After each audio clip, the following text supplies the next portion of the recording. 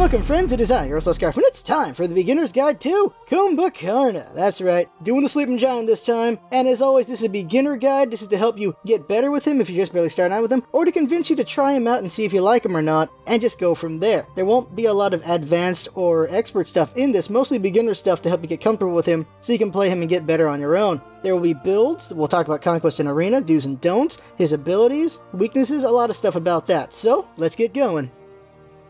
So who is KumbhaKarna? KumbhaKarna is a sleeping giant, and the reason you'll be sleeping when this guide is over. He is a very strong guardian with the ability to knock up, root, and mesmerize his opponents, and he has a fourth hidden CC, and that is causing players to yawn to sleep. If you want to keep your enemies off your teammates and stuck to pillows, KumbhaKarna is your chloroform. Kumbha's abilities. First up is his passive, Sleepy. What happens here is when Kumbha dies, he actually doesn't die, he just falls asleep. And for 8 seconds he's on the ground and vulnerable to basic attacks. If he gets hit by 6 or more basic attacks depending on level, he dies completely. Now, whether he dies or survives, there's a 4-minute cooldown placed on that passive. And if he wakes up, he has 25% of his HP, and you better get the heck out of there. You can be vulnerable to being killed from that point on, and you don't want that to happen. Also, you can use your yawn while sleepy. Kumbha's first ability is called Throwback, and what happens here is he dashes forward. If he hits a minion, he will launch that minion forward, and anything it hits will take more damage. If he hits a god, he just stops at them. His second ability is Groggy Strike. Now this is a slow build-up skill shot, and when he does it, anyone hit by it will be rooted for 1.5 seconds. Then there's his third ability, Mighty Yawn. This is a Mesmerize and a 40% slow that is cast around Kumbha. It can also be cast while he's in a sleepy passive, like I said earlier. Then there is his ultimate, Epic Uppercut. What happens here is Kumbha does a short dash forward while being CC immune, and if he hits an enemy god, it will launch them way up into the air for 2.2 seconds. When they land, they take damage and do knockback damage to all enemies around them. So as you can see, Kumbha has really good clear, some survivability thanks to his passive, and he has a lot of interrupts and CC to use on his opponents to tie them up for teammates.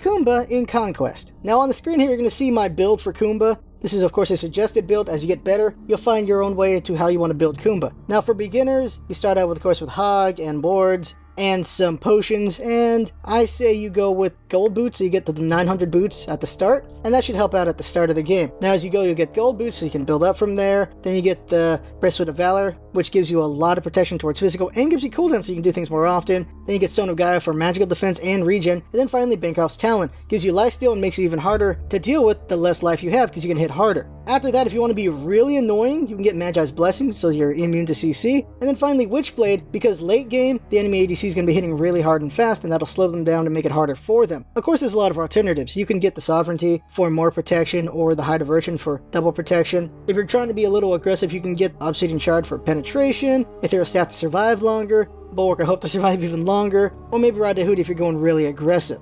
Now when it comes to actives, of course you're going to have the Hog, which should go to Hog 3 eventually for objectives. Then you have a choice of what you want to do besides that. You want to get Blink so you can jump over and interrupt things. You want to get Heavenly Agility so you can help your teammates go towards a target. Or you want to get Weakening Curse so that when you're stalling, you can stall even longer with the slow and taking away their heal. Those are your choices there. And like I said, as you get better at the game, you'll find your own way. Now when it comes to abilities, I say you should max Throwback first, obviously for clearing and also just good damage potential. After that, I say alternate between Groggy Strike and Mighty Yawn, and of course getting your ult whenever possible. And the reason why I say that is so that you have a good mix of CC time and just damage from Groggy Strike. If you want to be more aggressive, you can just max Groggy Strike next and then Yawn last and just use it as an interrupt. Or if you want longer mez and slows, then you get Mighty Yawn and then get Groggy Strike for more damage, because the root is 1.5 from the first level, so you don't have to worry about that. Now, in Conquest, I say beginners go support, while advanced can do mid and solo. Mid and solo Kumbha is possible. You usually get the Warlock Sash, and you just stay mid lane pretty well, and you cause some pretty good ganks for your teammates. But we're going to go over, of course, support here. Now in the laning phase, which is the first half of the match, you'll be assisting your ADC quite a bit. You're going to help them clear minions, and you're going to try to hold down enemy gods if they get too aggressive. Of course, the ADC should be getting the last hits, but you're going to do a lot of weakening of minions using Throwback, and if you aim it right, you can hit the enemy gods as well. Kumbha is played better defensively, using your abilities to interrupt or hold down the enemy when they come towards you and your ADC. Rotate is needed to help out other lanes, and don't forget to ward. If you run into an enemy in the jungle in your territory and have all of your abilities, you can tie them up for a very long time with your mini CCs, so your teammates can come over and gank. As the match goes on, you're going to get tankier. It's going to be harder for your opponents to get you off of them, so you can just CC them all day and get them killed for your teammates. Now in the second half of the match, which is a team fighting phase, what you are about is interruption and setting up. That's all you do. You will interrupt your enemies when they try to kill your teammates or when they try to get away, and you stall them so they can get killed by your teammates. This is because you have a long 1.5 second root with your Groggy Strike, you have a up to 3 second mez with your Yawn, and your ultimate does 2.2 second knock-up time. All this time together can really slow down an opponent, and if you get something like Weakening Curse, you can slow them down even longer, so it's harder for them to get away. So with all that together, your teammates are going to have really good time killing opponents, and your opponent's going to have a hard time doing anything because you're just going to keep interrupting them one way or another. Just keep in mind, the more annoying you are, the better chance your team has at winning. The do's and don'ts of KumbhaKarna. First up is, hit minions into minions and gods if possible. Not always possible, but if you have the shot, take the shot, because weakening an enemy god is always helpful. Another is use your mini CC to delay enemies to save teammates. Also, use your mini CC to delay enemies for teammates to get kills. And the possible chains you want to do for the long delays are 2-3-4-1, 3-2-4-1, and 4-3-2-1. And that is just really long delays you can do to your enemies so your teammates can get kills or to save lives.